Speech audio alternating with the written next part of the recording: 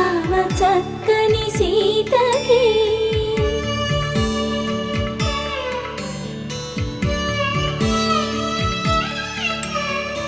ఎర్ర జాబిలి చేయి రాముడేడని అడుగుతుంటే